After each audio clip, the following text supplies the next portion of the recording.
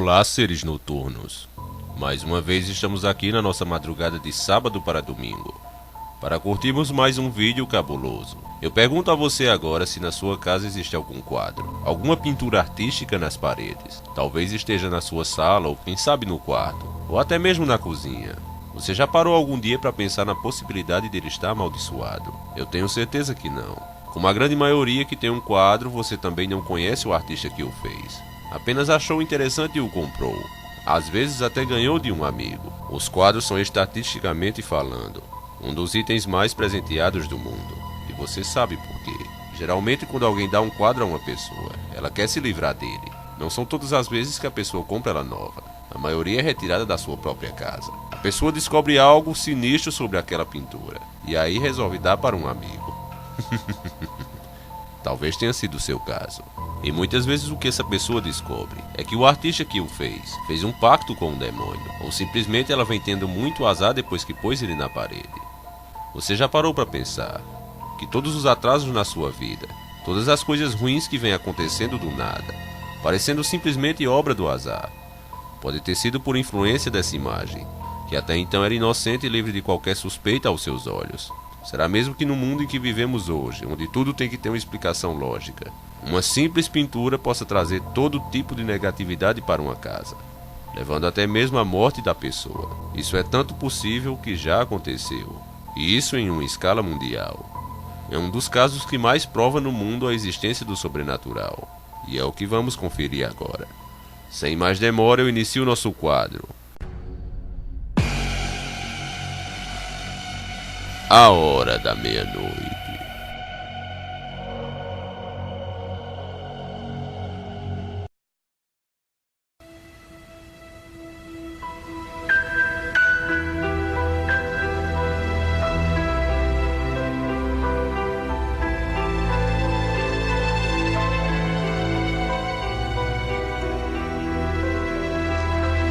Pronto, mais pra lá. Acho que é isso aí. Não acredito que nós compramos essa coisa. Porque leilões de caridade têm bebidas grátis. Você não acha? Eu sei lá que dá um pouco de medo.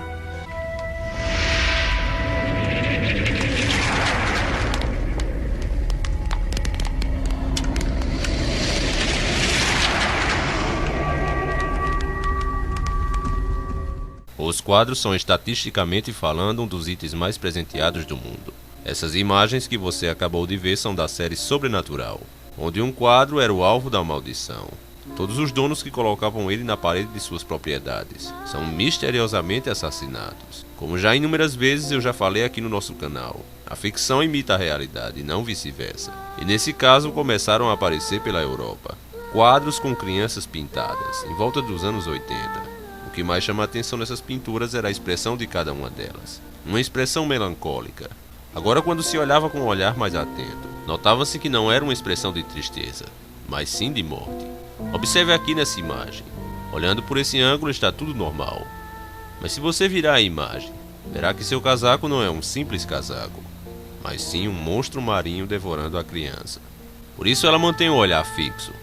Já teve o corpo devorado e está morta. Essa imagem então é de um cadáver.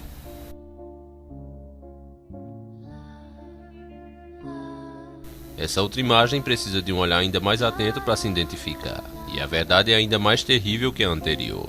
Essa mão supostamente da menina é a grande pista para entender o que se realmente relata nessa pintura.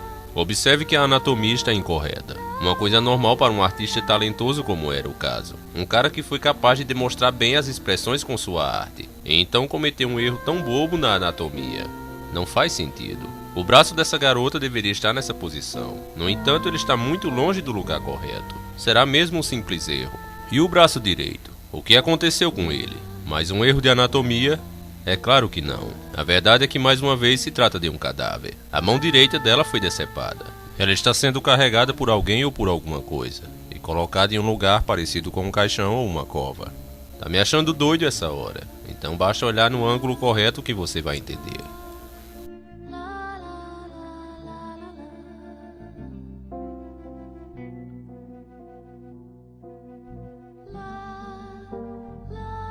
Essa imagem aqui talvez seja a mais evidente de todas. Qualquer um que olhe para ela fixamente vai perceber, mesmo sem mudar seu ângulo, as pupilas dessa criança delatada.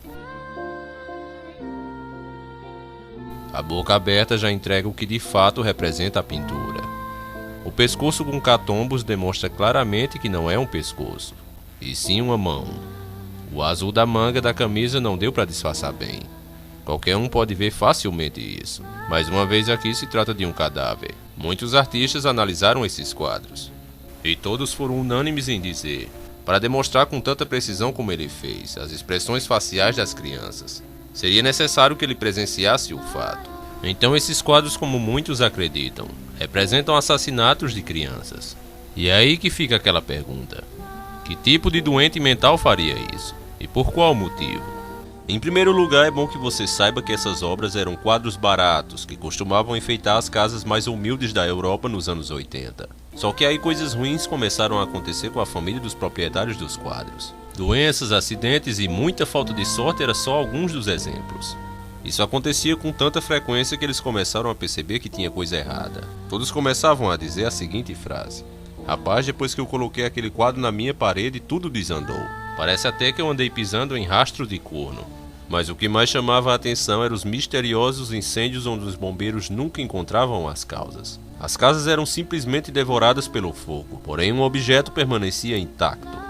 E esse objeto eram os quadros conhecidos como os meninos que choram. Ninguém entendia como aquilo podia acontecer. As imagens bizarras das paredes todas em fogo, e apenas aquele quadro ficar intacto. E isso em várias residências. Não fazia sentido, pois se tratava de quadros baratos. Não teria lógica que o pintor tivesse usado uma matéria mais resistente ao fogo, como alguns até afirmaram. Mas algumas casas onde ocorreu os incêndios, existiam quadros mais caros, e esses pegavam fogo com o resto da casa.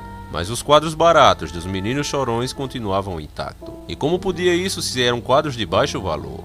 Há boatos que o homem que pintou esse quadro foi à imprensa arrependido de sua obra. Ele pediu a todas as pessoas que tivessem esse quadro que deveriam destruí-lo, pois ele era obra do pacto com Satanás que ele havia feito. É engraçado que todas essas declarações simplesmente sumiram. Foi investigado as testemunhas, os quadros. Especialistas foram contratados para darem seu parecer. Até o jornal que divulgou as informações foi acusado de ser sensacionalista e de pagar as testemunhas para declararem que haviam sido amaldiçoadas pelos quadros. Tudo isso foi questionado, porém o autor dos quadros foi mantido sempre às escondidas. Eu pergunto por que esses investigadores não foram atrás do cara. Estou falando daquela época, evidentemente. Por que não conferiram direto com a fonte e tiraram a limpo essa história? A resposta é a de sempre, meus caros amigos. Existe gente trabalhando para negar e esconder a espiritualidade. Eu canso de falar isso aqui direto. E quem são essas pessoas e quais os interesses delas, quem acompanha o canal já sabe. O homem que criou os quadros se chamava Bruno Amadio. Ele teve vários nomes artísticos, como François Silva, Bruno Amadio, Brangolin, J. Brangolin e finalmente, como ficou conhecido, Giovanni Brangolin. Diz a lenda. Sim, antes que você questione, é isso mesmo, a lenda, porque como disse antes, nada desse homem é 100% certo. Porque ninguém se deu o trabalho na época de tirar limpo com ele o caso. Como eu sempre falo, a mídia quer apenas pôr a dúvida na sua cabeça. Levar a discreto ou pelo menos a dúvida todas as informações precisas. Continuando a lenda, já que não podemos confirmar nada, diz que Bruno estava passando fome com seus quadros em sua época de juventude, onde ele pintava crianças felizes. Ainda mais porque dizem que foi pela época de 1939 a 1945. Nada mais nada menos, a Segunda Guerra ocorria nesse momento. Esse homem simplesmente viveu no período mais assombroso da Idade Moderna. O que ele deve ter presenciado não deve ter sido bonito nem agradável. Agora eu quero que você pense comigo como um homem que viveu e presenciou a Segunda Guerra Mundial. Como deve ser a mente dele? Uma época onde a lei e a ordem desapareceu, e qualquer pessoa durante aquela época turbulenta poderia fazer o que quisesse com qualquer um, sem ser repreendido. Já pensou como os pedófilos, assassinos, estupradores e toda essa coja que faz o que o maligno quer devem ter se sentido livres naquela época? Você já parou para pensar na guerra por esse lado? Giovanni então, diante de tudo aquilo, perdeu sua fé de vez em Deus e resolveu fazer um pacto com o demônio, para assim se tornar conhecido pelo mundo todo. Naquela noite dizem que ele teve uma visão com 28 crianças sendo torturadas e mortas daquela maneira nos seus quadros. Assim que ele acordou na manhã seguinte, já começou a desenhar uma por uma, e os quadros começaram a vender como água. Agora vem cá comigo, você acha mesmo que o que ele teve foi uma visão? Ou será que a verdade é que ele testemunhou que os membros da seita satânica que ele fazia parte faziam com essas pobres crianças diante dos olhos dele? Eu acho que isso é muito mais aplicável. Depois disso, os quadros desse artista fracassado começou a vender como água, como eu disse. Só que tem um porém, a palavra de Deus tem que ser sempre cumprida. E ele disse, nada ficará em oculto que não venha a ser revelado. Então o artista teve que, por ordem do próprio Satanás, que por mais rebelde que seja está debaixo do pé de Deus, ele colocou as mensagens subliminares em todos os quadros. Bastava um olhar atento para perceber do que se tratava aqueles quadros. Segundo a lenda, esse homem era tão fracassado que o demônio não quis a sua alma. Então ele ofereceu as almas de todas as pessoas que comprassem os quadros dele. O pacto dele consistia nisso. Por isso algumas casas pegavam fogo e outras não. Para você ter ideia disso, eu nunca tive esses quadros na minha casa, graças a Deus. Mas existiram muitos no Brasil. Eu vi história de que muitos maridos, quando chegavam com esses quadros em casa, a esposa evangélica já sentia uma coisa ruim e já dizia logo da porta: com essa bosta você não bota o pé dentro de casa. Vai jogar essa porcaria no lixo agora. Outras vezes, quando ia se visitar os parentes, que se entrava na casa e via aqueles quadros lá no meio da sala. Nas mesmas horas, pessoas sentiam calafrios e já se retiravam dali ou pediam que se retirasse o quadro dali. Bom, depois que muitas pessoas adquiriram os quadros na Inglaterra, lugar onde morava o tal artista, muitas pessoas começaram a notar suas vidas andando para trás depois de adquirirem os quadros. E quando os incêndios misteriosos começaram, a mídia entrou com força total. O jornal O The Sun, esse jornal que muitos diziam ser enganador e sensacionalista, investigou o caso e colocou o relato de diversas testemunhas. O problema disso é que, com a má reputação desse jornal, muitos questionam até hoje a veracidade dos fatos, porém é inegável que em 4 de setembro de 1985, esse jornal organizou o que chamou de A Maldição Flamejante do Garoto em Lágrimas. Os ingleses, cansados da má sorte e das mortes, levaram todos os quadros de suas casas para a grande fogueira, benzidas e santificadas por padres da época. E assim os quadros que antes ditos, à prova de fogo, queimaram, que foi uma beleza. Apesar dos céticos afirmaram que foi uma farsa e que esse jornal pagava testemunhas, foi queimado um tal de 2.500 quadros, e uma coisa não faz sentido aqui.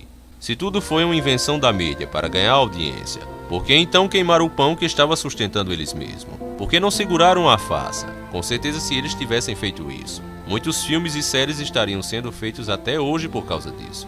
Pare um pouco para pensar nisso e veja quem está com a razão. Porque hoje qualquer um que afirma a espiritualidade, ele é chamado de louco e fanático. E se você for temente às leis de Deus e guardar como mandamentos, aí sim é que o mundo irá te odiar com todas as forças. A única coisa que eu posso dizer sobre esse caso é que de fato essa lenda existe e está espalhada por todo local no mundo. Se você vai acreditar ou não, aí é com você. As mensagens subliminares estão aí e não podem ser apagadas, por mais que queiram negar. Esse vídeo acaba aqui. Ele que foi uma dica do nosso patrão do mês, que recebe agora o selo de primeiríssima qualidade, patrão do mês. E abrimos logo com uma patroa, Veritas Triunfos, nossa amiga que mora na Itália. Que Deus a abençoe e a proteja sempre. Um abraço especial para o maridão e toda a família. Ela passa a concorrer agora a uma lembrança super especial do nosso canal, junto aos patrões dos próximos meses, no final do ano. E você quer ser um patrão também e ter seu vídeo feito na hora aqui no nosso canal? Então vá agora no Patreon e faça uma doação que você puder. A partir de R$10 você já faz parte do nosso grupo super secreto, onde nos reuniremos juntos para escolhermos os temas que o nosso canal terá daqui pra frente, com as dicas que vocês mandam pra mim. Faça parte do nosso grupo, Os Filhos do Trovão. Está faltando você lá. A partir de R$10 você já está entrando. Teremos 4 reuniões por mês, onde vamos decidir o futuro do canal. E se você for o maior doador do mês, aquele cara que fizer a maior doação, aí você vai escolher sozinho um tema para eu fazer um vídeo aqui pro nosso canal. E você que tá dizendo aí, mas encarando eu tô liso, não posso fazer doação. Sem problema, irmão, você também faz parte da nossa família. Ajude dando seu like, compartilhando o vídeo e seguindo nossa página no Face. Com isso você já ajuda muito o canal e eu peço a Deus que lhe abençoe da mesma maneira. Um abraço e conto com a ajuda de vocês como puderem.